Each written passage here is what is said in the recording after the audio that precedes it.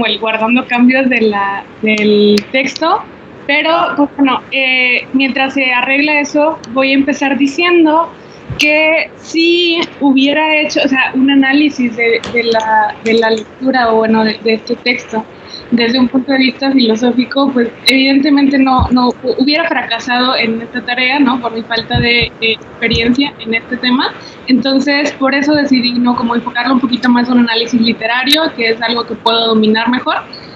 Tampoco es como que sea la experta, pero pues por lo menos esta es mi área, ¿no? Entonces, y creo que se presta mucho este texto de Montaigne, ¿no? Porque justo aquí creo que se ve completo el qué son los ensayos para Montaigne, ¿no? Es un texto muy honesto, muy caótico también en veces, y es como una síntesis de todo lo que hemos estado viendo, ¿no? Aquí vemos a un Montaigne retratándose a sí mismo. Entonces aquí podemos platicar un poquito de la literariedad del mismo y de otros elementos del ensayo. Y justo se va, ya se acaba de destrabar mi computadora, entonces perfecto. Vámonos con el tema de la vanidad, que yo no había entendido la primera vez que lo leí, por qué era llamado la vanidad, ¿no? Y en qué momento nos iba a empezar a hablar de la vanidad, que pasa las primeras 6, 7, 8 páginas hablando de sí mismo, ¿no? O contándonos la historia de él mismo, y bueno, poco a poco se va viendo, ¿no? A qué se refiere un poquito con esto de la vanidad. Entonces, la estructura de este texto inicia, pues primero, como siempre, recordándonos que este ensayo no es más que otro debraye de su mente. Empieza diciendo: no puedo llevar el registro de mi vida por mis acciones, la fortuna las abate demasiado, yo la llevo por mis fantasías. Entonces, habla un poquito, desarrolla un poquito más esta idea, y luego dice que pues todo esto que él está escribiendo, ¿no? Los ensayos son con un poco más de cortesía los excrementos de un viejo espíritu, a veces duros, a veces blandos y siempre indigestos. Entonces, luego en este párrafo hace un símil, ¿no? Con pues otra persona que hablaba, ¿no? de algo parecido. Y una vez que que nos recuerda, ¿no? Que este ensayo es solamente esto, no se critica solo a sí mismo, sino que empieza a criticar también a los de su especie, es decir, a los escritores. Y nos sitúa en el contexto en el que se encuentra, para decir lo que sea que nos va a anunciar después, que es cuando empieza a hablar de los escritorzuelos de la época y demás, ¿no? Entonces, él empieza diciendo, pues la justicia conoce y corrige también a los que reposan, y ahí ya empieza, pues es como lo que abre el decir, pero debería haber alguna coerción legal contra los escritores ineptos e inútiles, también como hay contra los vagabundos y holgazanes. Entonces él dice, pues yo y 100 más seríamos desterrados. Y no es una burla, porque los escritorzuelos parecen ser el síntoma de un siglo desenfrenado. Y pregunta, ¿cuándo hemos escrito tanto como desde que sufrimos estos tumultos, ¿no? Y se refiere a todo lo que las guerras civiles que Francia vivió en la mitad del siglo X. Perdón, imagínense que Montaigne hubiera vivido en el siglo de oro, en el barroco, pues hubiera estado peor esa crítica, ¿no? Porque de alguna manera, perdón, ya mi primera medida ahí creo que anticipa una cosa que también es importante, ¿no? Cómo se va construyendo cierta figura de la intelectualidad y también del imaginario del escritor, ¿no? Como un personaje así, a veces casi hasta caricaturesco, ¿no? Así faramayoso, exótico también, ¿no? Pedante, ¿no? Él nos ha advertido en otros capítulos sobre la pedantería, ¿no? Que es tan propia de filósofos y escritores, y hace tabla rasa de todo esto. Pero pienso yo que está anticipando esto que va a ser como un fenómeno social y cultural en el barroco, particularmente en el barroco español, ¿no? Donde hay todos estos juegos y todas estas vanidades y toda esta también de repente una voy a decirlo así, una literatura a la carta, ¿sí? Como sucede también en cierto modo con estos estilos del barroco, por ejemplo con ciertas poesías de Sor Juana dedicadas a la excelentísima marquesa de quién sabe qué, en fin, como es muy propio del siglo de oro en España y en América, ¿no? Ay, vengo en un minuto, voy por un cuaderno. Excéntrico, dice Carla María, sí, incluso lo que está cambiando también son las modas, ¿no? Y vaya, Montaigne pues es francés, ¿no? Y si hay algo que vaya junto con la etiqueta del escritor es la vestimenta, ¿no? El artificio, ¿no? El disfraz, por así decirlo, ¿no? Podemos pensar y proyectar esta idea, ¿no? Hasta luego en el siglo XVIII, el poeta maldito, ¿no? El flaner, en fin, y no solamente en la literatura, ¿no? Sino también en la imagen del filósofo o del sociólogo, ¿no? Que debe traer una playera del Che Guevara o qué sé yo, ¿no? O sea, también muy... Una boina, en fin, ¿no? Así cierta manera de ser como para establecer lo que Bourdieu llamaría la distinción. La distinción. Yo tengo capital cultural, tú no. Tú léeme. ¿Se fijan? Bien, muy bien. Adelante, Mariana. Bueno, entonces ya después que hace esta crítica a sí mismo y a los de su especie, básicamente clasifica el mundo en dos tipos, ¿no? O sea, está el mundo mal, evidentemente en su contexto, ¿no? Estas cosas están mal y habemos los que somos malos, pero pues no hacemos el mal activamente, y los que pues sí se entregan mal a este tipo de corrupciones, ¿no? Y dice: la corrupción del siglo se forma a merced a la contribución particular de cada uno de nosotros. Unos aportan la traición, otros la injusticia, la religión, la tiranía, la avaricia, la crueldad, en la medida que son más poderosos.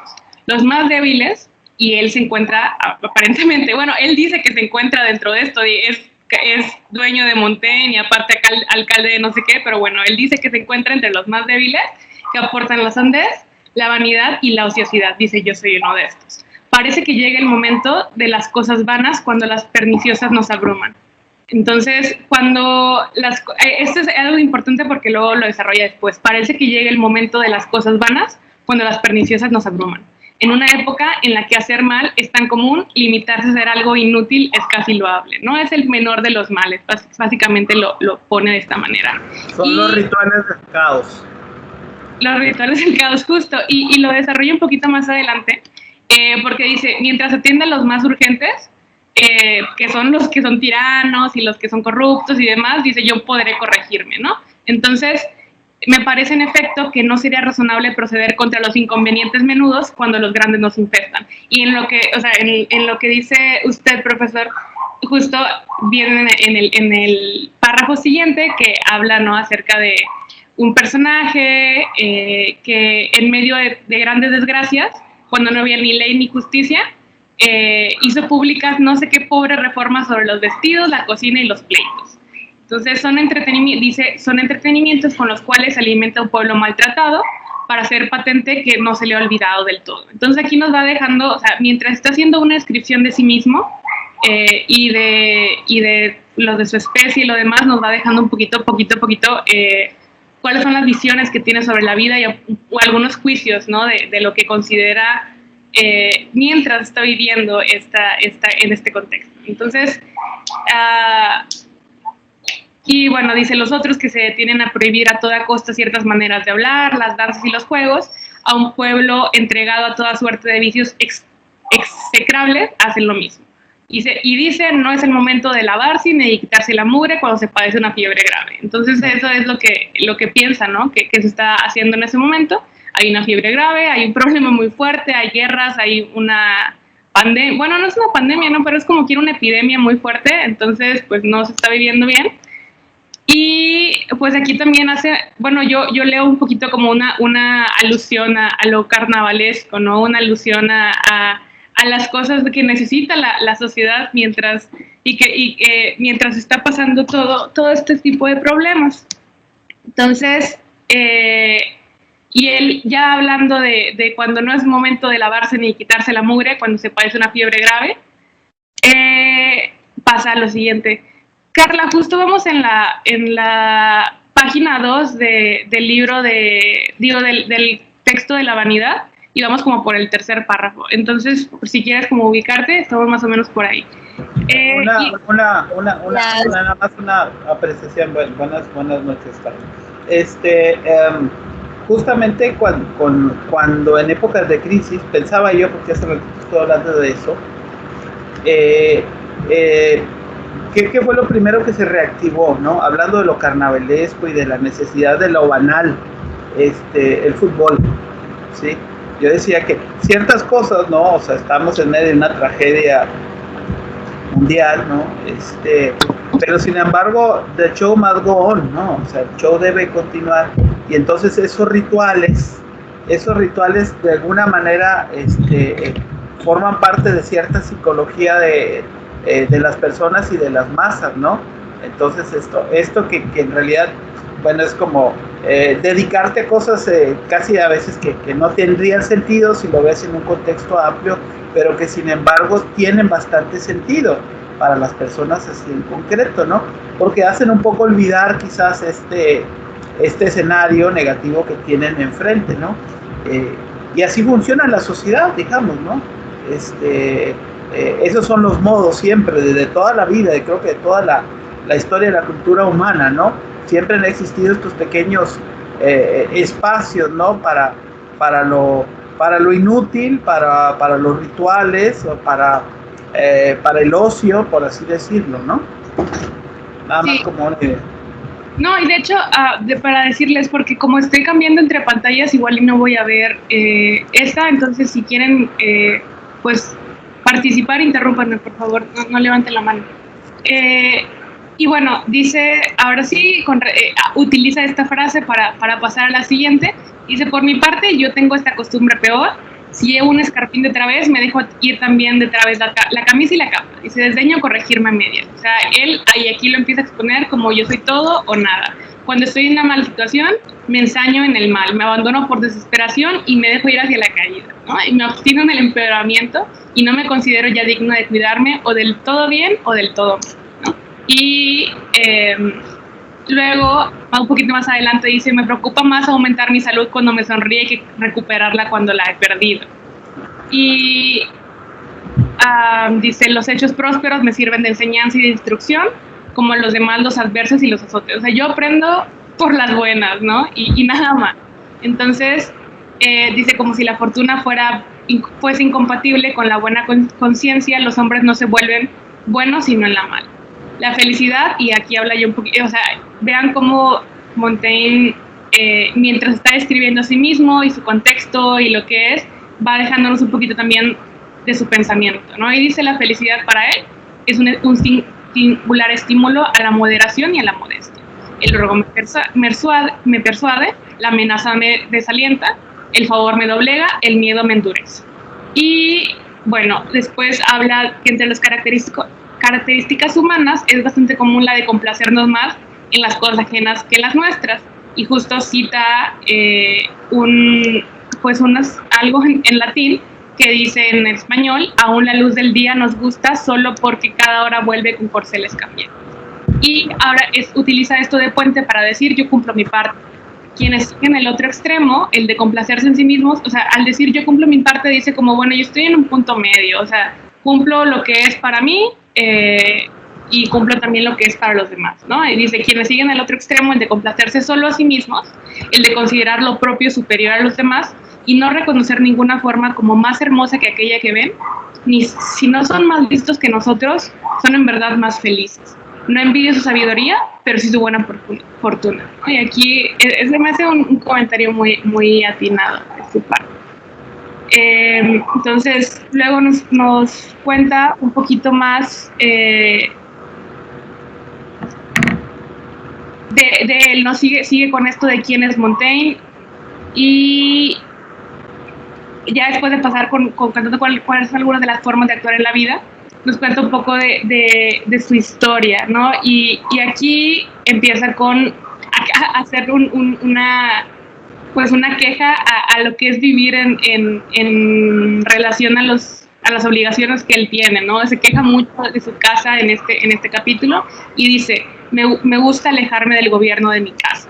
Hay cierto placer en mandar, aunque sea una granja, y en ser obedecido por los tuyos, pero es un placer demasiado uniforme y lánguido. Y además se mezcla necesariamente con muchos pensamientos penosos. A veces te aflige la indigencia y opresión de tu pueblo, a veces la querella entre tus vecinos, a veces la usurpación que padeces.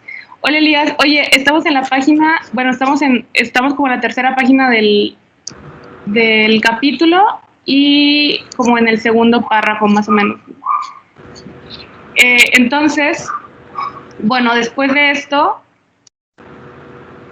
ahora sí cita algunas cosillas y empieza ahora sí a contar su historia, ¿no? Y dice, me he dedicado tarde al gobierno de la casa. Aquellos a quienes la naturaleza había hecho nacer antes que yo me libraron de él durante mucho tiempo, o sea, sus padres, sus familiares, ¿no? Yo había tomado ya otra inclinación más acorde a mi temperamento, que bueno, quizá ese hace referencia, ¿no? A los libros, al conocimiento, al saber, al aprendizaje y demás, ¿no? Y dice, pese a todo, por lo que he visto, es una ocupación más molesta que difícil. Quien sea capaz de otra cosa lo será muy fácilmente de esta. Entonces, si aspirara a enriquecerme, esta ruta me parecería demasiado larga. Habría servido reyes, negocio más fértil que cualquier otro.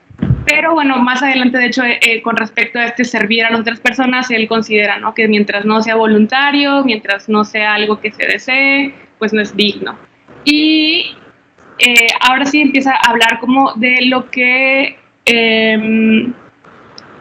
pues después de contar un poco de su historia, quizá como a modo de justificar los juicios que posteriormente va a realizar, también nos cuenta sus pretensiones a partir de eso que ha vivido y ha aprendido. Entonces nos dice, no pretendo adquirir sino la reputación de no haber adquirido nada, incapaz de hacer ni bien ni mal de importancia, no busco sino arreglármelas, puedo hacer a Dios gracias sin gran atención.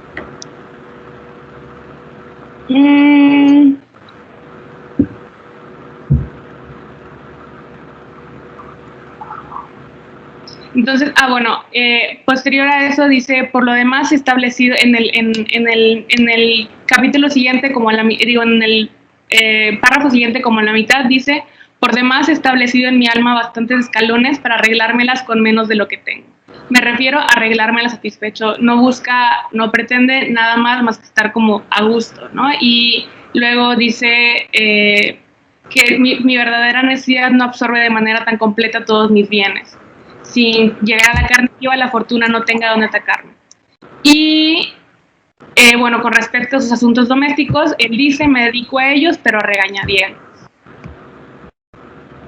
Y bueno, después de eso hace un brinco y habla también, o sea, ya terminó de hablar de la casa, ya terminó de hablar de su educación, ya terminó de hablar de su lugar, ¿no?, de su ocupación como escritor, y empezó el capítulo diciendo que bueno, que recordemos, ¿no?, que todo eso es pues es como algo escatológico, ¿no?, de sí mismo y pues básicamente como haciendo un disclaimer de lo que va a decir.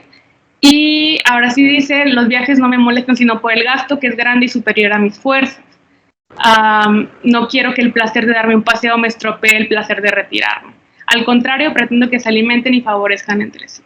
Entonces dice que la fortuna le ha ayudado en esto, dado que mi principal tarea en esta vida era vivirla blandamente y con más calma que laboriosidad, me ha arrebatado la necesidad de multiplicar mis riquezas para proveer a una multitud de herederos. Él no está como de acuerdo con esto y él piensa incluso que está de acuerdo con otro filósofo que cita, que dice, para unos solo, si no le basta con aquello que para mí ha sido sobradamente suficiente, peor para él, peor para mis hijos. Su imprudencia no merecerá que le desee más. Y dice, al igual que Foción, a quien estaba citando, provee bastante a sus hijos y se les provee de manera que no se diferencien de él. Y luego pone un ejemplo con respecto a lo que hizo Crates, que dejó su riqueza a un banquero con esta condición: si sus hijos eran necios, que les entregara la riqueza; si eran inteligentes, que la repartían entre los más bobos del pueblo. Como si los necios, por ser menos capaces de arreglárselas sin ellas, fueron más capaces de usar la riqueza, ¿no? Entonces aquí también empieza como a dejar ver cuál es su postura frente como a los bienes materiales, cuál es su postura frente a las riquezas, ¿no? Y dice como no aspiro, igual como dice que no aspira a grandes, pues, cosas, ¿no? Relacionadas a los éxitos y demás de ser escritor, pues tampoco espera mucho, ¿no? Con respecto a lo material o al dinero. Y bueno, más adelante en el párrafo siguiente dice, vuelve al tema de la casa. Huyo de los motivos de enojo y evito enterarme de las cosas que van mal con respecto a su casa. Y dice, y con todo, por más que haga, a cada momento me enfrento en mi casa a alguna circunstancia que me disgusta. Entonces aquí empezamos a ver o sea, este ensayo en específico yo creo que es muy como un autorretrato, ¿no? De lo que va haciendo.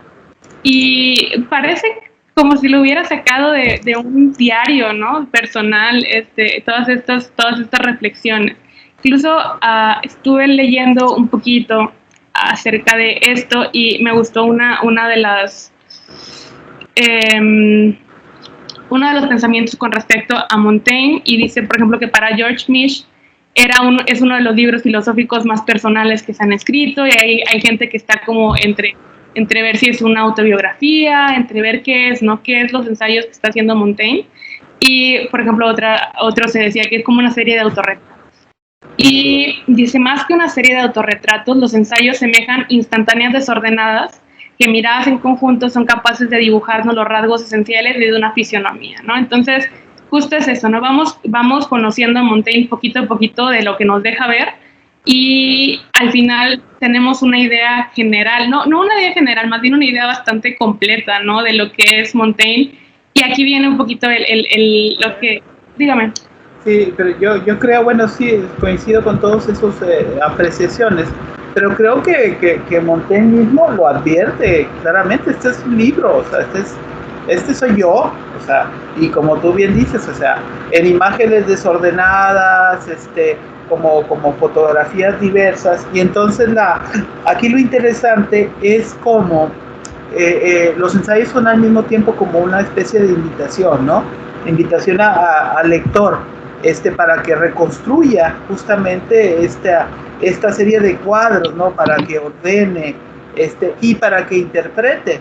En ese sentido, cuando el lector hace esta interpretación, está dialogando o sea, esto es absolutamente hermenéutico, no está interpretando, está llegando a lo que Gadamer llamaría un poco la fusión de horizontes, ¿no? Ahí donde coincide no solamente la descripción que hace Montaigne de estos capítulos y de sus pensamientos, sino el encuentro de las ideas entre el autor y el lector, donde se encuentran estas similitudes, ¿no? Pero creo que de entrada en los ensayos, la advertencia es bastante clara, ¿no? Acompáñame si quieres, si te interesa, si quieres perder un poco el tiempo, pero de seguro que quien entra a la lectura de los ensayos sale diferente de cómo entró, ¿no? Y eso es lo interesante. Por eso yo veo, dentro de las muchas interpretaciones posibles, que es una especie de invitación de un amigo, ¿sí? Yo lo veo ser una invitación a dialogar con un amigo, y eso es lo fantástico de los ensayos, ¿no? El caos frente a un mundo, pensemos para plantearlo hoy, ¿no? Frente a un mundo a veces muy obsesionado por las formalidades, por los procesos, por la estandarización de las cosas del mundo, ¿no? Por los grados y demás. Leer a un autor así tan libre, tan caótico, te cambia la propia percepción, ¿no? Te mueve los cimientos de tu propia estructura, te hace cuestionarte a ti mismo, ¿no? Es lo que yo veo.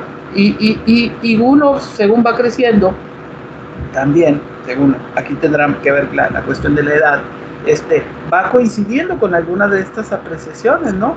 Finalmente yo no soy un tipo ni tan malo ni tan bueno.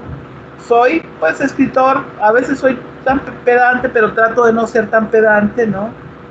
Ni ser de esos escritores que habría que hacer el juicio, ¿no? Por lo menos no soy malo, eso queda así como que muy claro, ¿no? Se asume que Montaigne, que es pecador estándar, por así decirlo, ¿no? Que es parte de la condición humana y ya, ¿no? Entonces, creo que esa es parte del mérito, ¿no? Pero sí hay esta invitación, ven a mi jardín, por así decirlo, ¿no? Justo, pues yo traía, ahora que estaba leyendo este capítulo, traía en recuerdo esta frase que usted repite mucho a lo largo ha repetido mucho a lo largo de este escenario de se lee a Montaigne como un amigo. Y yo siempre pensaba, no estoy segura, no sé, no lo sé. Yo no sé si Montaigne hubiera sido mi amigo o no, porque de repente estoy muy, muy de acuerdo con él y de repente como me la paso chido leyéndolo y de repente digo, este vato. Pero justo cuando terminé de leer este capítulo fue interesante porque dije, a ver, pues creo que Montaigne hubiera sido mi amigo, sí. No estoy segura si yo hubiera sido amiga de Montaigne, si él me hubiera considerado su amiga por aquello de su misoginia. Pero lo que sí le reconozco a Montaigne, y yo creo que es por la razón por la que vuelvo, a pesar de que no siempre esté de acuerdo con él, es que Montaigne dialoga y siempre hace estas remarcaciones que menciona al principio, ¿no? Él empieza diciendo, lo empieza haciendo al inicio de sus ensayos, yo estoy escribiendo esto por mi cuenta, o sea, si lo quieres leer, ok, o sea, es tu rollo, pero también incluso en los ensayos siempre empieza de esa manera, ¿no? Haciendo sí, o sea, diciendo, ¿no? Una aclaración, pero una advertencia quizás, ¿no? Sí. Una aclaración de que lo que está diciendo es su opinión y que él puede estar errado, que él no tiene la verdad del mundo. Y esto entabla, ¿no? Cierta vulnerabilidad y cierto, pues, te dice, ¿no? Que él no tiene aquí una misión de adoctrinamiento, él no tiene aquí una misión de algo, es más bien como si él se estuviera encontrando a partir de los ensayos y nosotros somos espectadores de su revelación, ¿no? Entonces, pero no solo eso, no solamente somos espectadores de su revelación, sino que realmente pues hay como un estilo conversacional en sus ensayos, ¿no? Lo dice más adelante y yo también ahí estaba como, no estoy segura de esto, pero dice, no, pues yo no me estoy preocupando ni por la ortografía, ni por la gramática, ni ese tipo de cosas, o sea, son como cosas pueriles, y yo como escritora dije, ok, pero es con un fin, ¿no? Al final de cuentas, si lo hace de esta manera, es para que llegue a todo el mundo, para que no empecemos, o sea, que las barreras de la retórica y del lenguaje y demás, ¿no? nos separen de este diálogo que él pretende, de esta reflexión compartida que él pretende hacer, ¿no? Entonces, justo con respecto a esto, tenía unas notas.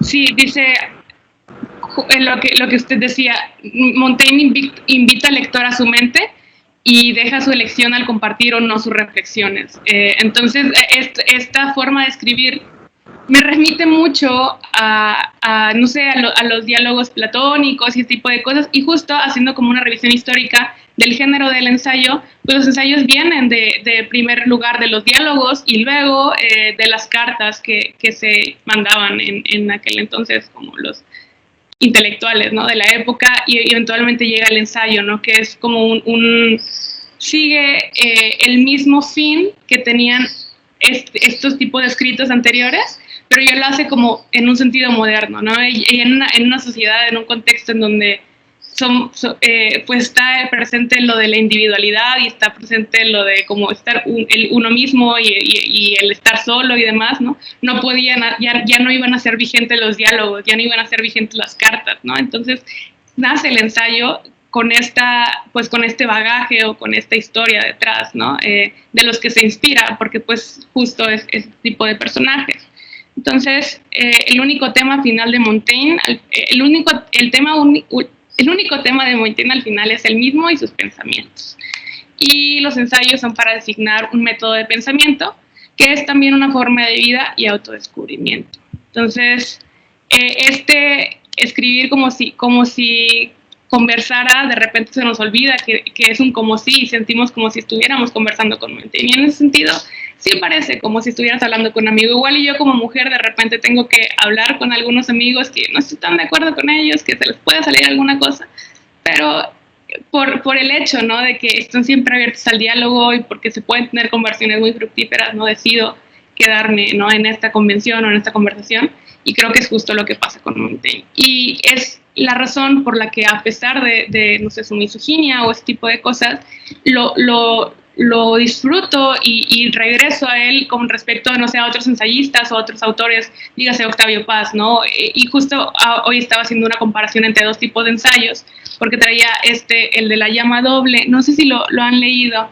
Es un ensayo sobre amor y erotismo, pero justo, o sea, traía como nociones de cómo era la forma de escribir de Paz, y en contraste a la de Montaigne, y algo que encontraba era esto, o sea, Montaigne siempre hacía esa descarga de responsabilidad de esto es lo que yo estoy pensando, puedo estar incorrecto, no te lo tomes a pecho, o sea, soy una persona escribiendo, no nada más porque sí, dígame. Ya que estamos en las lecturas, pues acá presumimos esta otra, ya lo acabo de contar. Entonces está padrísimo, las clases de literatura, está padrísimo, y encontré en la librería universitaria, no lo compré porque estaba caro, un poco haciendo una pausita en esto, hay un libro recién, creo que está en Ariel, de una escritora que habla de la amistad entre Fuentes, Carlos Fuentes y Octavio Paz, justamente, ¿no? No me acuerdo cómo se llama el título del libro, ¿no?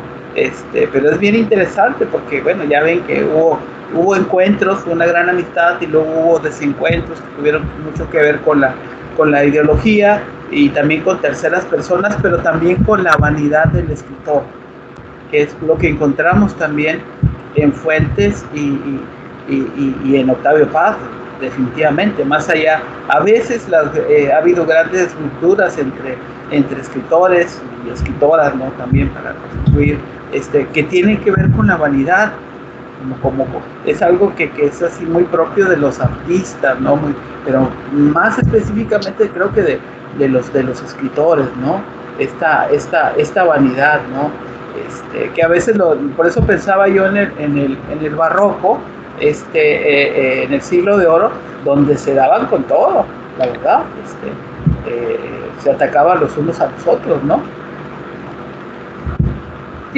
Sí, completamente, y justo, o sea, creo que Octavio Paz, bueno, yo a Fuentes no lo he explorado tanto, a Octavio Paz un poquito más, sí, y creo que él es justo, ¿no?, le hubiera hecho bien hacer unos ensayos sobre la vanidad a ese señor, porque lo que encontraba era la forma en la que estructuraban las oraciones también era muy diferente, la forma en la que estructuraban sus ensayos es muy diferente. Octavio Paz es más como un hombre erudito que comparte conocimientos y caminos que ha recorrido y alecciona. Montaigne, en cambio, es un hombre erudito que dialoga, ¿no?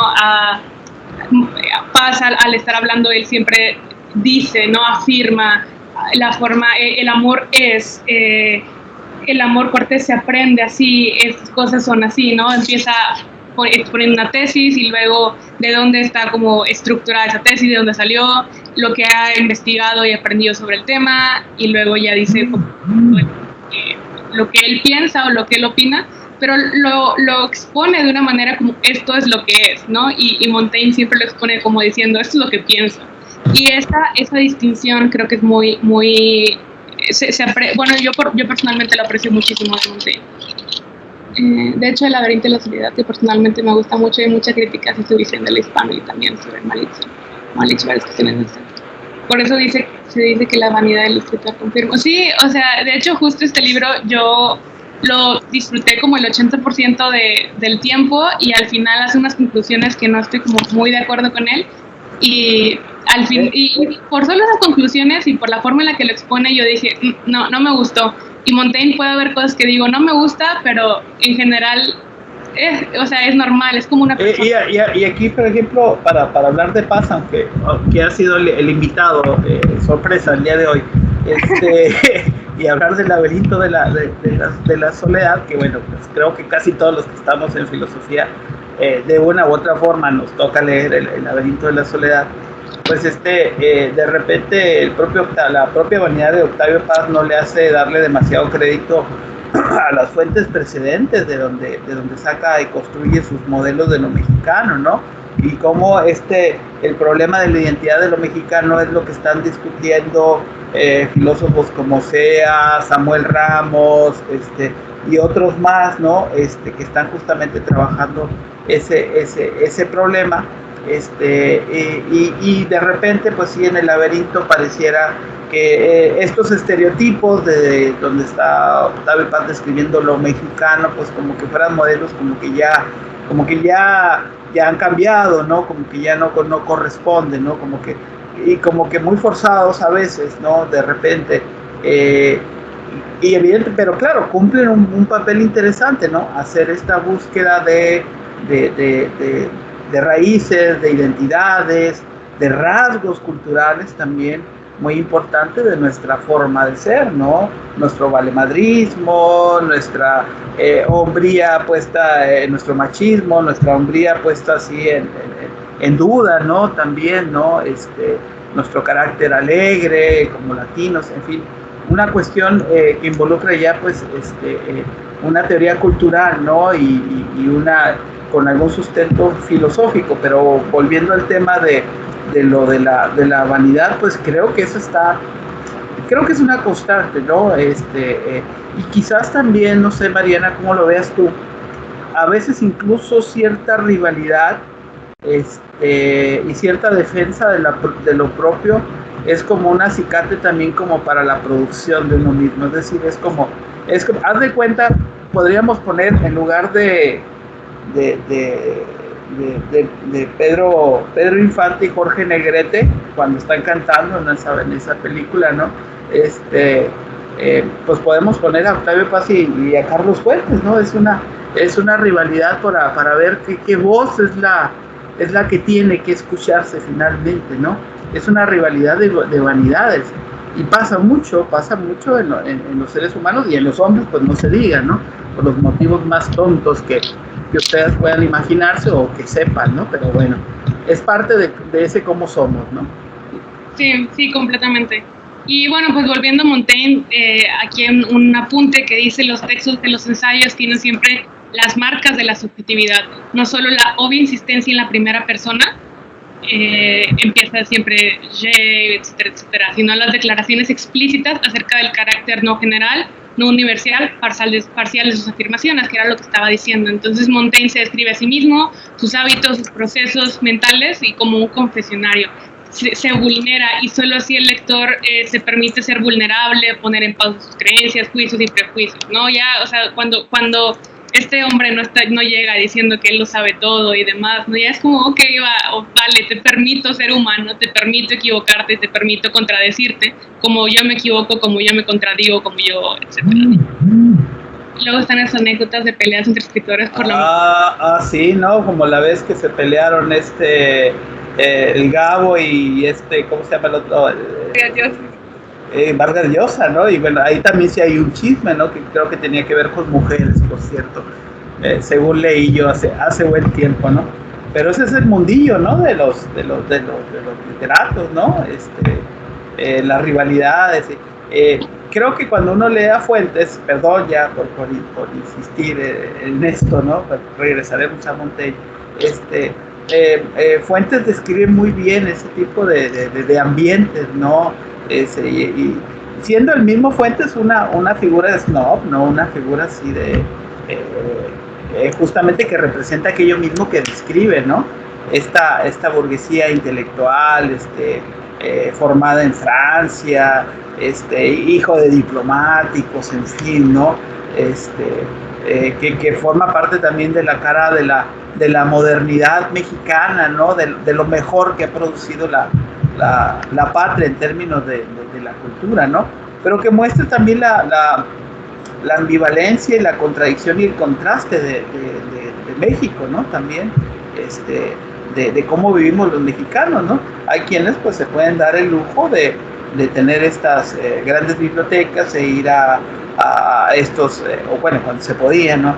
Ir a estos brindis, a ir a estas presentaciones de libros o a estas salas de exposiciones en fin, ir a cócteles y demás, ¿no? En ese mundo de la cultura, ¿no? Elitista, ¿no? También, ¿no? Como lo tenemos aquí con Marco y esas cosas, ¿no? Toda proporción guardada en el rancho. Eso es a lo que me refiero. Finalmente, esa identidad de las y los escritores y el papel que desempeñan en la sociedad, en un tipo de sociedad como la que tenemos, parece ser más o menos el mismo, ¿no? Sí, los que sí tienen pues la virtud de entrar a la poesía en movimiento, ¿no? Y este tipo de ediciones donde hechas por cuates, para cuates, donde NRDA nos reservamos derecho de admisión.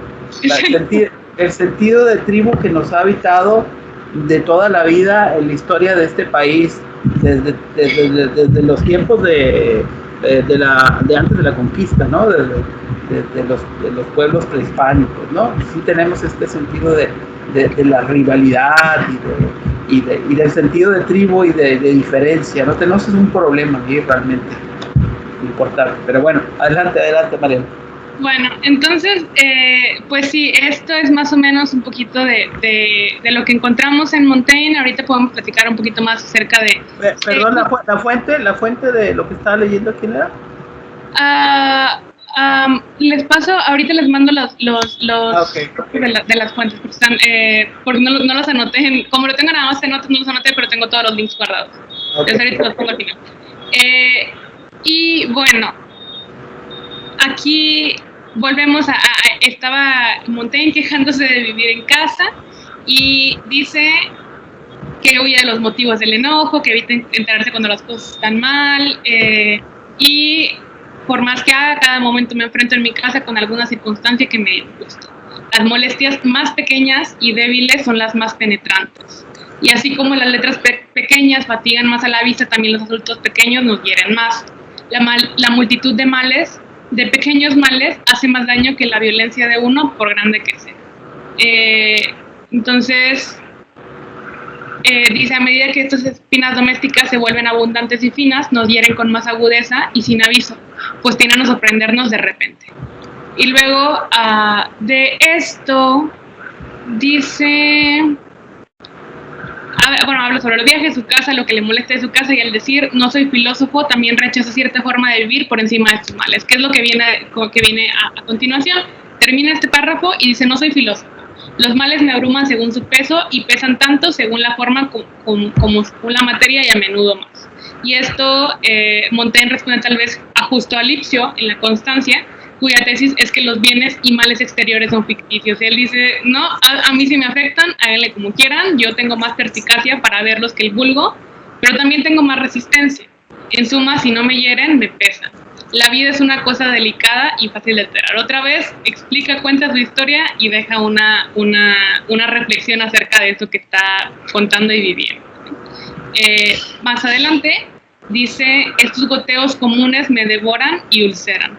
Las molestias ordinarias nunca son leves, son continuas e irreparables, en especial cuando surgen de los miembros de la casa, continuos e inseparables. Montaigne estaba harto de vivir en esa casa y dice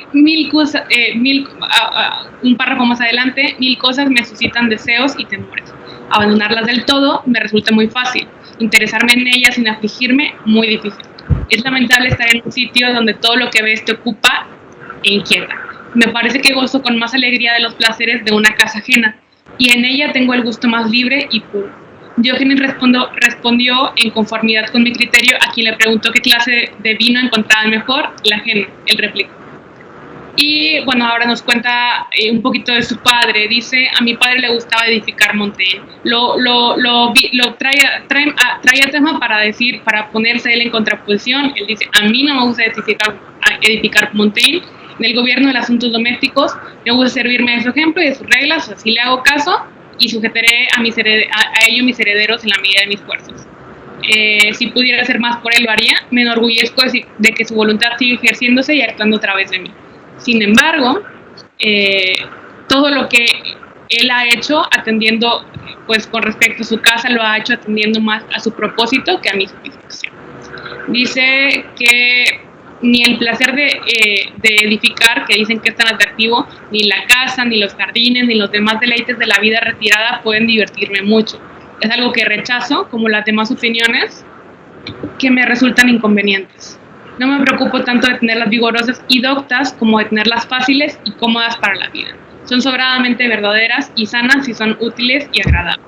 Entonces, y luego, o sea, es muy interesante cómo hace un juicio, ¿no? sobre la vida o sobre lo que está hablando, pero inmediatamente después dice, pero no crean que yo estoy diciendo esto por desdén o porque yo pienso que eso sea inferior a mí o lo que sea, ¿no? Dice, la gente que piensa que estoy interesado en una ciencia más elevada, pues me matan. Eso es una necedad y más estupidez que gloria. Preferiría ser un buen escudero a ser un buen lógico. O sea, dice, no es que yo piense así porque soy mejor, pienso así por comodidad, ¿no? Y dice, ahora bien, paso en casa la mayor parte del tiempo, pero querría estar más a gusto en ella que en los demás sitios. Recordemos que dice que se sentía mejor fuera de casa incluso, ¿no? A menos que estuviera en su biblioteca. Y reflexiona sobre esto que está diciendo y dice, no sé si lo conseguiré. Me gustaría que en vez de cualquier otra parte de su herencia, mi padre me hubiera legado el apasionado amor que en sus años de vejez profesaba a su hogar. Y a su padre le hacía muy feliz acomodar sus deseos y su fortuna y ser capaz de deleitarse con lo que poseía. Pero normalmente, normalmente el escritor, para volver al intelectual, suele ocuparse de las cosas de fuera y no es muy apasionado de las pequeñas cosas, de las actividades rutinarias, de lo que siempre es urgente, ¿no? Porque le cuesta trabajo, digo porque a veces uno comparte esas cosas también, o le cuesta trabajo, o uno no tiene ganas, o lo considera como un oficio que, pues, ¿por qué de uno tendría que ocuparse de eso? Claro, no queda de otra, ¿no? Ocuparte, pues si tienes que cambiar una llave, pues la tienes que cambiar, pero te tardas, ¿no? Te tardas porque siempre vas a priorizar otra cosa, ¿no? O no sé, vuelvo también al asunto de los intelectuales. Te compras un montón de libros que no vas a leer, en lugar de comprarte quizás algo que verdaderamente necesites en términos prácticos, ¿no? Siempre como que estamos poniendo otro tipo de necesidades a las verdaderas necesidades que diría el sentido común. Pero resulta ser que el escritor, en este caso Montaigne, esto del sentido común, pues como que no, como que ni le va ni le viene, ¿no? ¿Por qué? Porque creo yo que como el escritor o el filósofo viven fuera de sí mismos, generalmente, en ese sentido metafórico, ¿no? Viven pensando en otra cosa, ¿sí? No tanto atendiendo sus propias condiciones, sino solamente cuando la circunstancia lo exige. Y de repente necesitan a alguien enfrente que les recuerde que hay que pagarle, no, o sea, pensando, no sé, hay que pagarle a la servidumbre, hay que ver por las tierras, hay que, etcétera, ¿no? Ese tipo de oficios, ¿no? Comunes que hay que hacer para administrar una casa, ¿no? Pensando en eso, ¿sí?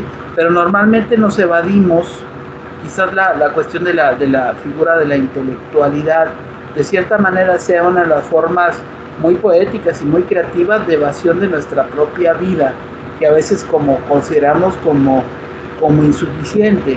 Quizás también por eso escribir, pienso yo, es una forma también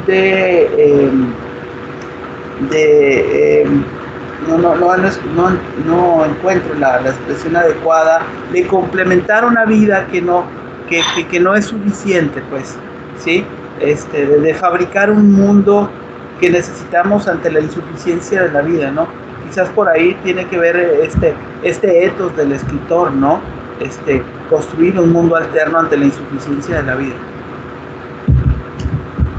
Bien. Pues sí, yo creo que también estoy de acuerdo con esto. También está la parte de que pues Montaigne ve este cuidado, ¿no? Más bien como un mantenimiento, y a nadie le gusta hacer mantenimiento.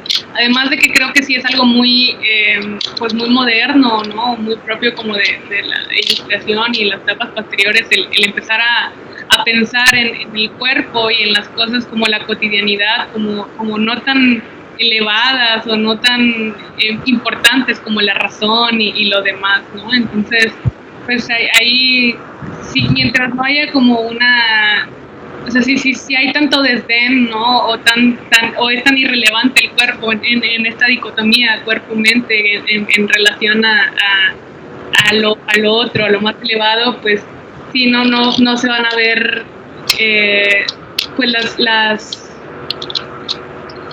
pues los bienes, ¿no? Que son de cuidar esto que a él le parece, pues por lo menos no es grato, ¿no? No hay una gratificación instantánea.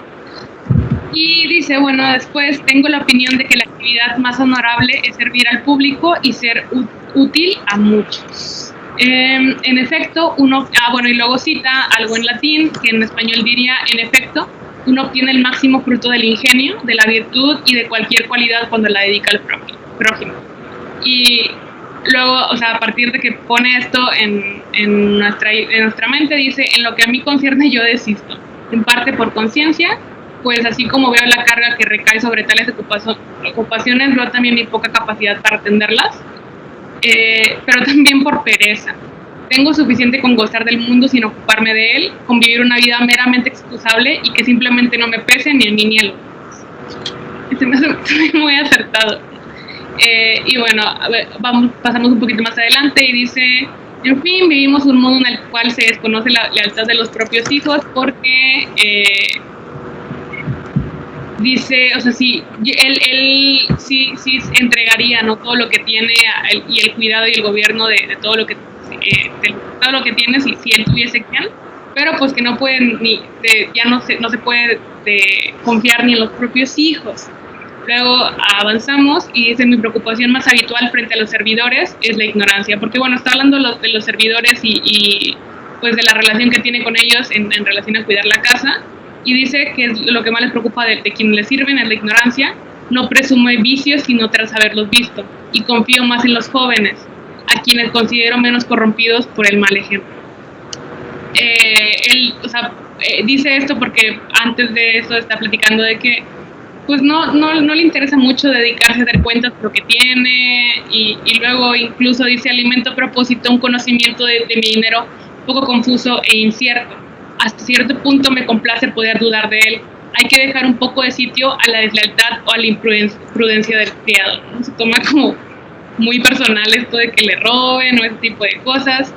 Dice, que afán más vil y necio preocuparse por el dinero, complacerse de tocarlo y recontarlo. Así hace la avaricia de sus trabajos de santo.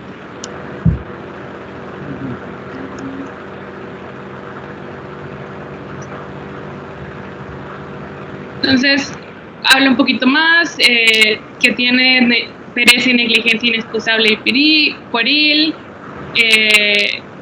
y dice que no haría yo antes de leer un contrato y antes que remover papeletes polvorientos, esclavo y negocios todavía peor de los ajenos, como hace tanta gente a cambio de dinero.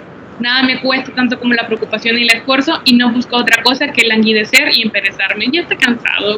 Él dice, yo tenía una actitud, creo, para vivir de la fortuna ajena si se pudiera sin obligación y esclavitud. La servidumbre es la obediencia de un alma quebrada y abyecta, carente de arbitrio propio. Yo no lo haría. Odio la pobreza tanto como el dolor, pero sí cambiaría esta clase de vida por otra menos brillante y menos laboriosa. Y quizá es aquí donde pues al reconocer que cambiaría esta clase de vida por otra que fuera menos laboriosa, es donde se crea su mundo, ¿no? Dentro de la biblioteca, dentro de sus ensayos, y a la que puede ir cuando no está ocupándose de los asuntos de la casa. Entonces, luego de que ya se aventó un rant de estar cuidando esas cosas que le parecen niñas, como quiera, distingue que a él le gustan el orden y la limpieza. y cita algo que dice: y la copa y el plato reflejan mi imagen. Él le gusta el orden de la limpieza tanto como la abundancia, y en mi caso atiende exactamente a la necesidad, poco al alarde, o sea, solo en la medida de lo necesario. Y dice: hablo por mí sin dejar de apreciar en general hasta qué punto un hogar apacible, próspero, dirigido con recto orden, es para ciertas naturalezas una dulce ocupación, y sin querer añadir a la cosa mis propios errores e inconvenientes, ni desmentir a Platón, que considera que dedicarse a los asuntos particulares sin injusticia es el quehacer más feliz para todo el mundo. Él piensa que para atesorar se requieren excesivas cualidades, y no soy nada entendido en la cuestión. De gastar entiendo un poco. Si es visible, si es útil, me dejo ir insensatamente y me repliego con la misma insensatez. Si no brilla, ni me sonríe. Luego dice, y esto, no sé, no lo entendí muy bien, porque dice: ya sea el arte o la naturaleza lo que nos imprime una forma de vivir, dependiente de los demás, nos hace mucho más mal que bien.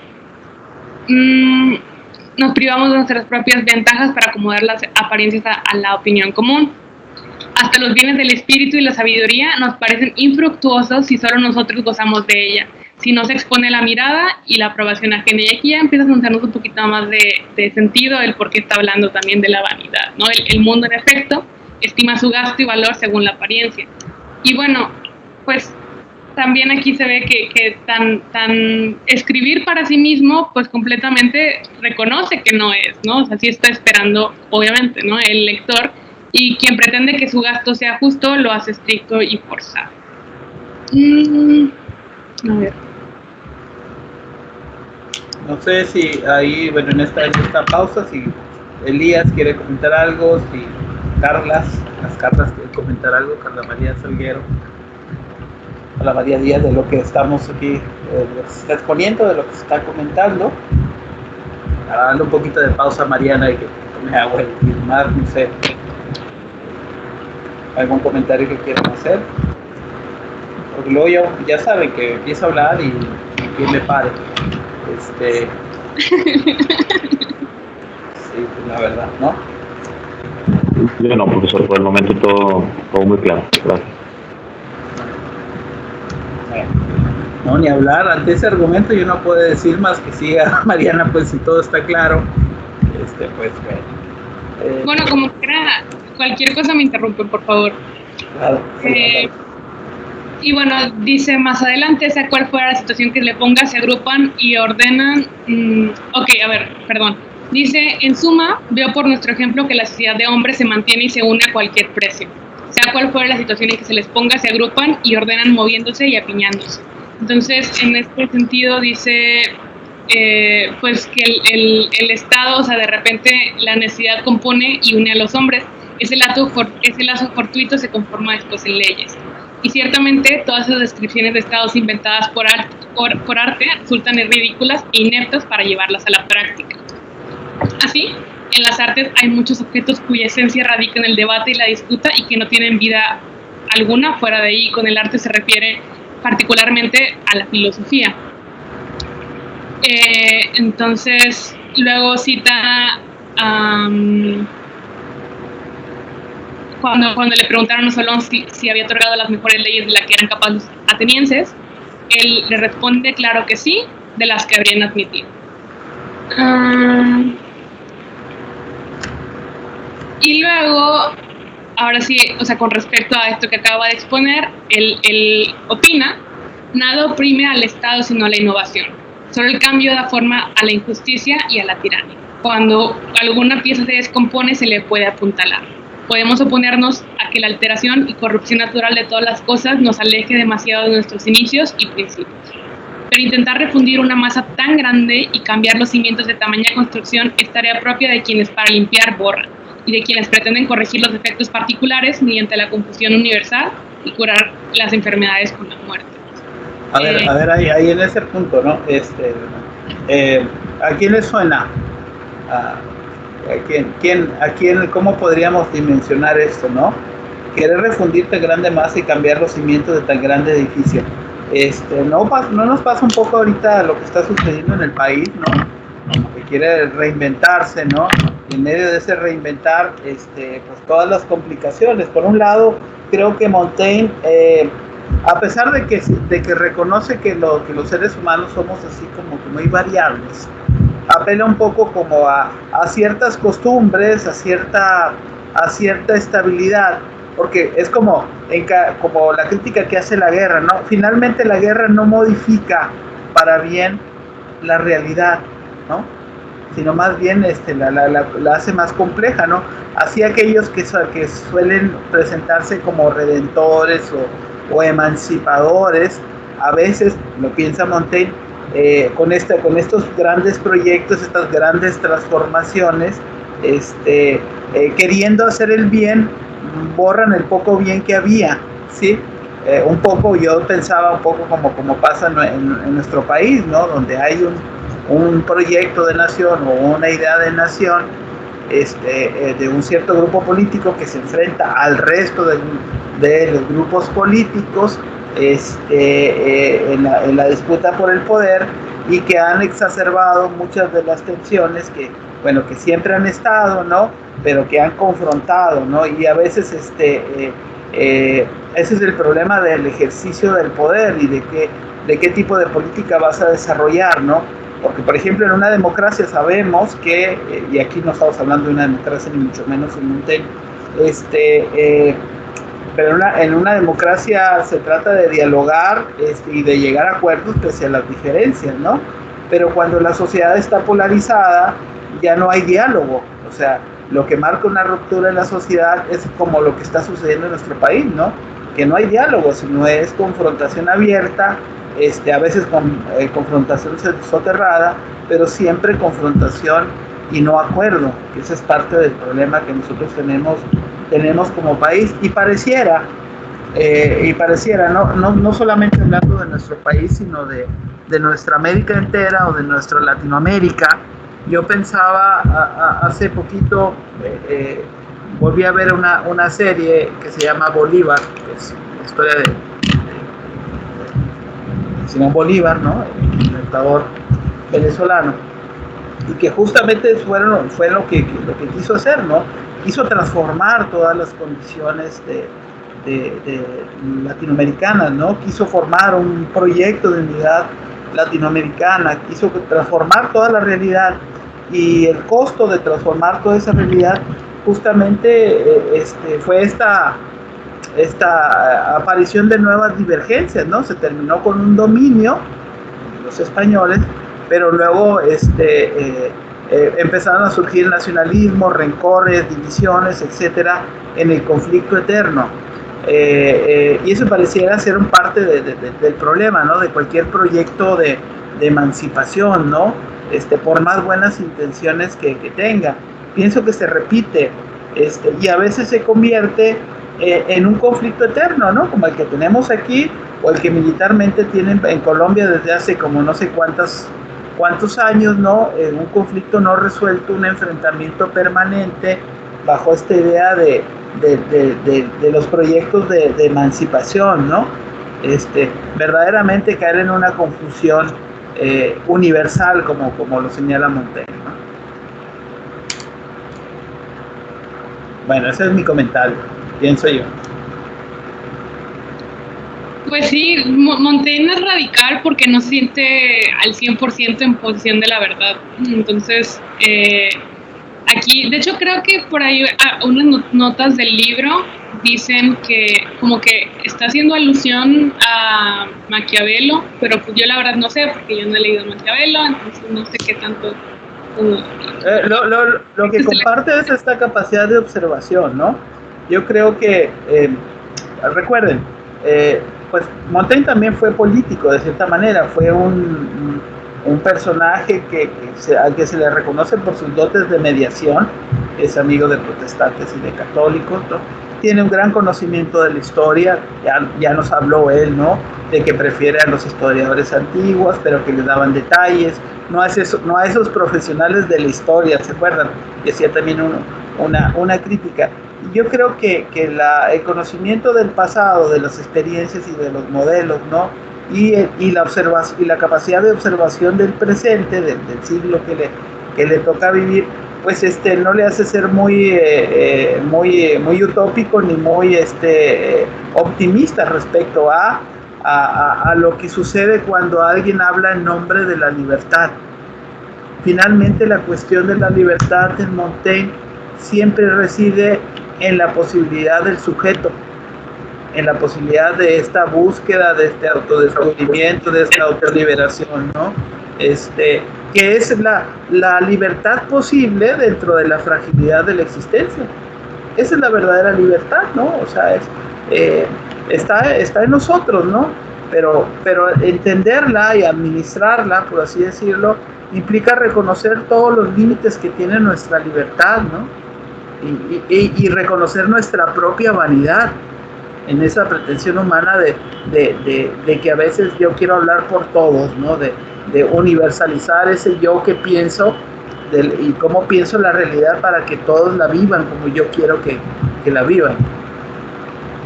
Y eso me parece profundamente humano, ¿no? Reconocer eso, ¿no? Somos víctimas de nuestras vanidades, de nuestros vicios, de nuestras terquedades y necedades, y aprendemos realmente muy poco, porque la historia se repite una y otra vez, una y otra vez, una y otra vez, y una y otra vez. Y ahí pues el pesimismo activo de Montaigne.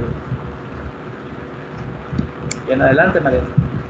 Ya vamos al cierre del primer bloque. Sí, justo. Entonces, después de decir esto, dice: el mundo no sabe curarse, está tan impaciente ante lo que lo oprime que solo busca librarse de ello sin mirar a qué precio. Y dice: quien solo propone eliminar aquello que le tortura se queda corto, pues el bien no sucede necesariamente al mal, otro mal puede sucederle y peor. Y dice: a quien apuntara recto a la curación y deliberara antes de actuar, le quitarían probablemente las ganas de intervenir. El mal más viejo y más conocido siempre es más soportable que el mal reciente y no experimentado. Y bueno, esto es como su conclusión con respecto a lo que está pasando con respecto al tema del Estado.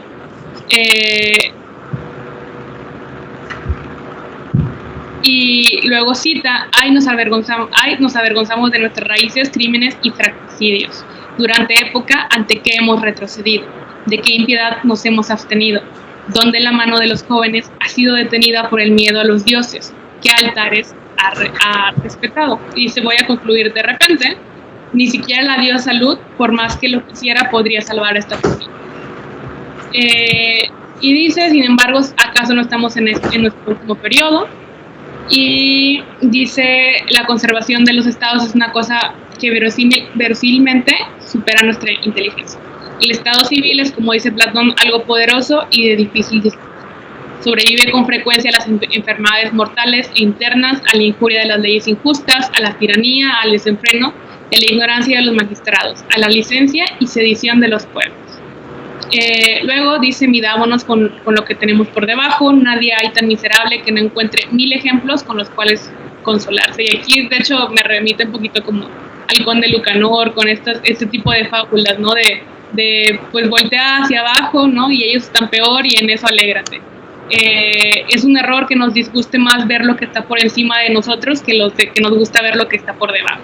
Así decía Solón: si se amontonaran todos los males juntos, no habría nadie que no prefiriera llevarse consigo los suyos, acordar un reparto legítimo del montón de males con los demás hombres y coger su parte correspondiente.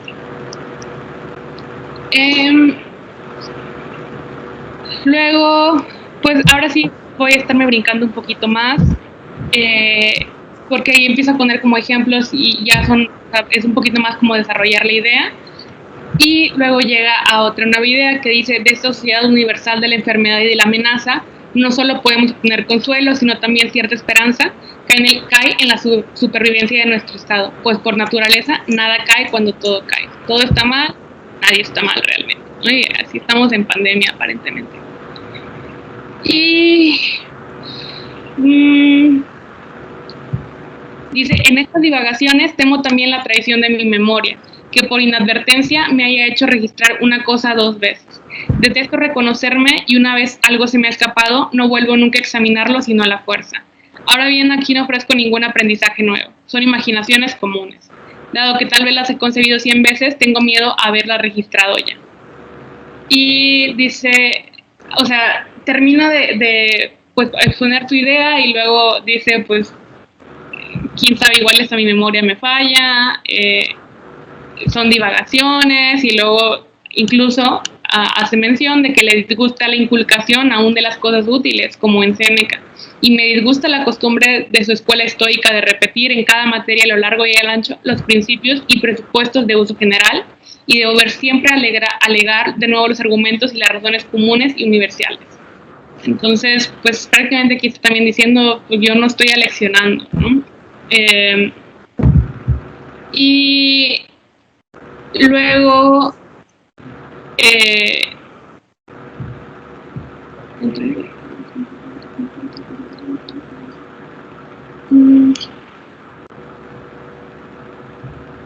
sigue hablando de la memoria, pone un ejemplo en donde matar a una persona porque iba a dar un juicio, iba a decir algo acerca de, iba a defender su vida en un juicio, y cuando empezó a titubear, eso lo vieron como que era signo de algo pues incorrecto y lo mataron, y él se enoja por este evento y dice, ¿qué puede hacer uno cuando se trata de un discurso que depende de la vida, ¿no?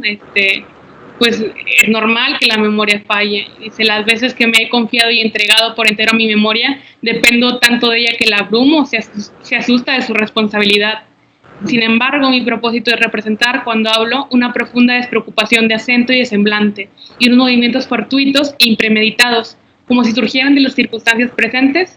Para mi gusto, tanto no da decir nada de valor como mostrar haber venido preparado para hablar bien, cosa indecorosa, sobre todo en gente de mi profesión. Y gente de su profesión se refiere a los militares, y cosa que obliga demasiado a quien no puede cumplir mucho. Ahí está siendo como una crítica a la retórica, ¿no? Pues en la política, incluso.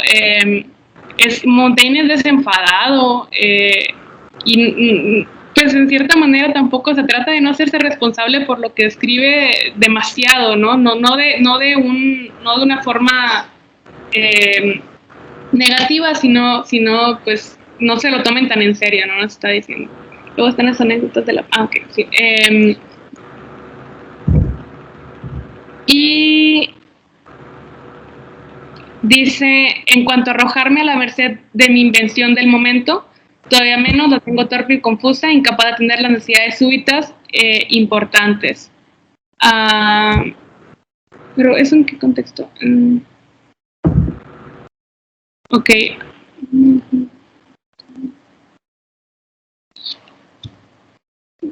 Bueno, constantemente ha dicho esto de lo de la memoria, ¿no? Como excusándose y todo eso, pero creo que podríamos cerrar esta sesión, si te parece, Mariana, así Sí. como cerrar y luego para volver a abrir en esta parte donde lo leo, y si quieres tú lo comentas, deja al lector que así prosiga yo mis ensayos y haga estas añadiduras a mis anteriores descripciones. Yo añado pero nunca corrijo. Y ello, en primer lugar, porque quien hipoteca al mundo su obra no debe tener derecho a ella. Modifique lo demás si le place, pero no el trabajo que a otros ha vendido. En realidad, no debieran comprarse libros hasta después de la muerte de sus autores. Me parece que aquí es un excelente punto como que de cierre y al mismo tiempo de apertura de la siguiente sesión, ¿no? Continuando con el tema, ¿no? Es bien significativo esto, ¿no? Pues voy a seguir añadiendo, ¿no? Pero no voy a corregir. ¿Por qué? Porque aún y que lo que yo haya dicho sea un error, o sea una observación mal hecha, o sea imprecisa, o mi memoria me falle, sigue siendo un testimonio. De algún modo se pretende que sea un aprendizaje, ¿no? Y es algo que quiero que los demás también como que vean, ¿no? añado pero no corrijo. Y aquí también tiene que ver con los propios ensayos, ¿no? Incluso en las ediciones se veía, y en su biblioteca, ¿no? También hacía muchas anotaciones sobre anotaciones, grafiteaba su propia biblioteca, ¿no? Pero también los ensayos, hacía muchas observaciones, ¿no? Repensaba el sentido de una frase, le añadía una floritura del lenguaje, porque eso sí, siempre mantener ese estilo es así como que el estilo atractivo es al mismo tiempo el imán del lector, ¿no? De tal manera que bien puede ser farragoso, pero no deja de tener la belleza, ¿no? Aún en lo más crudo, ¿no? Que nos testimonia. Entonces me parece también interesante esta idea de, bueno, pues es que lo que yo escriba, pues será interpretado por otros de la manera que ellos quieran, ¿no? Y en algún sentido, pues, la mejor obra es la obra póstuma, por así decirlo, ¿no? Y Montaigne creo que tiene esa intuición de que justamente esto que los ensayos los está escribiendo como esa obra póstuma, ¿no? Y que ya no le corresponde a él juzgar nada, ¿no? No sé qué piensen como para cerrar esta parte.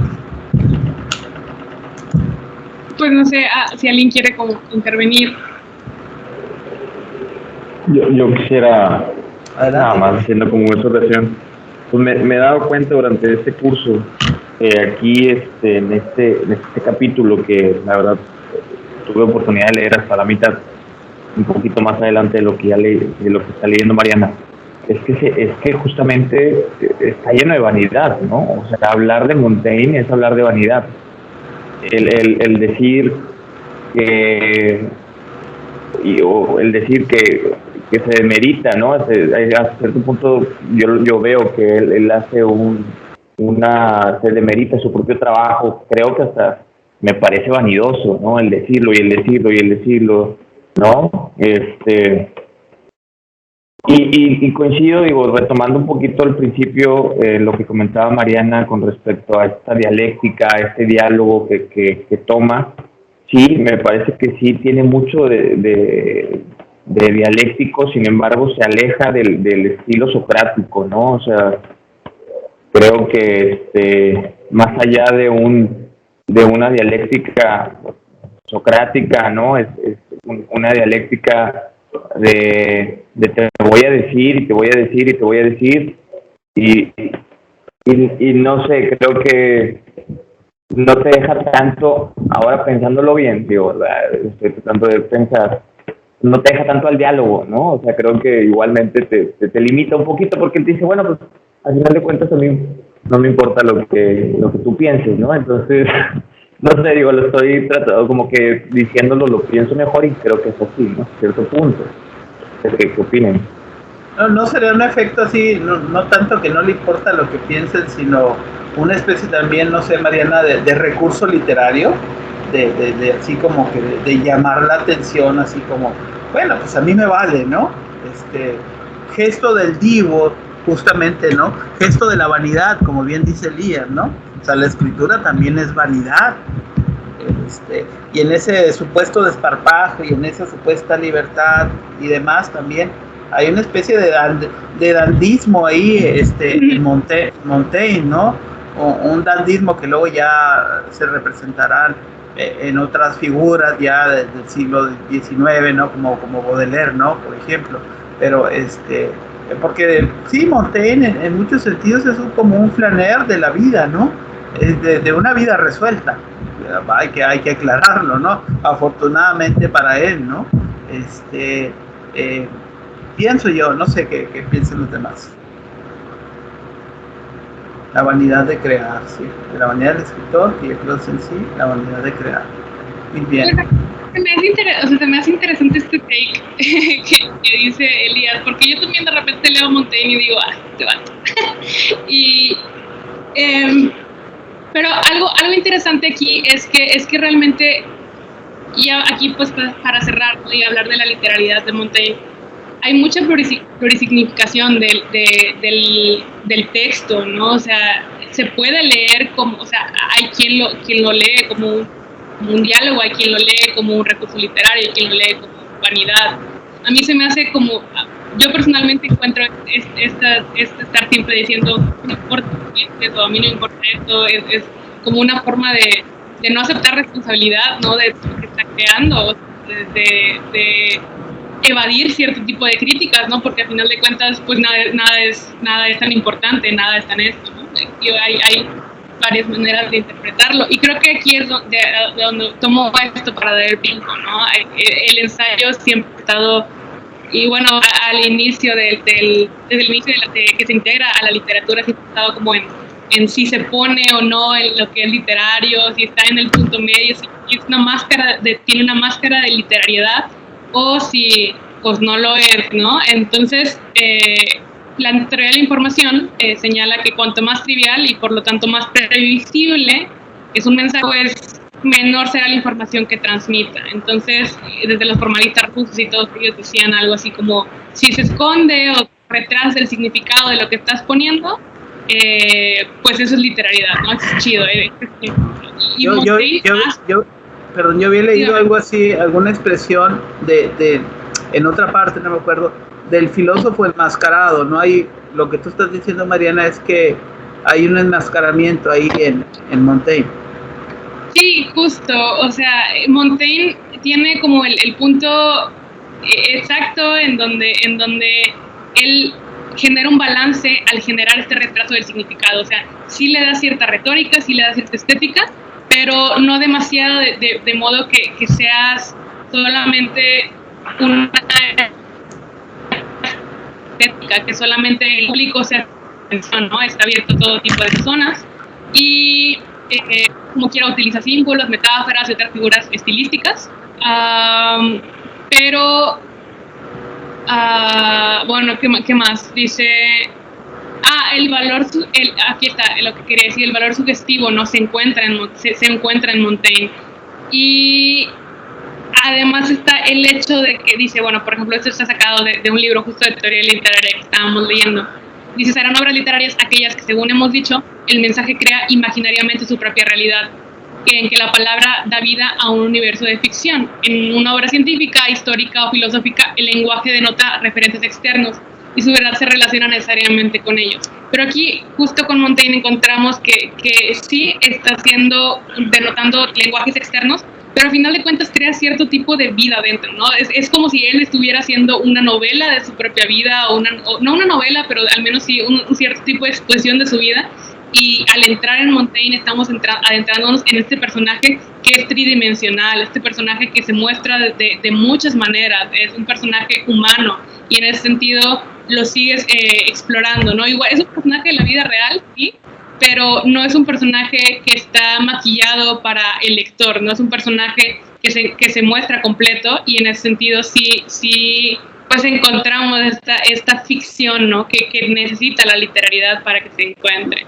Entonces, y además de que dice, bueno, por ejemplo, hablando sobre el ensayo, dice, en toda casa existe un rincón parecido, o sea, que es una habitación oscura, un armario grande, donde se amontona todo lo que no cabe en las demás habitaciones.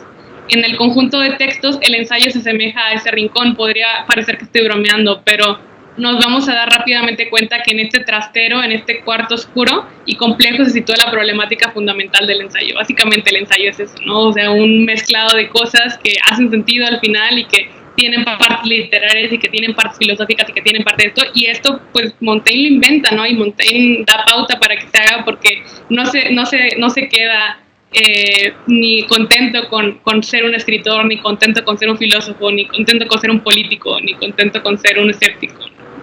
Pues, perfecto. Pues yo creo que bien que estemos en el timing del ensayo, justamente de hablar sobre las características del ensayo y sobre el rol del escritor respecto a este género literario, porque por ahí irá la conferencia del doctor Barrera, y estoy plenamente seguro que que habrá participación. En principio espero participación de ustedes, ¿no?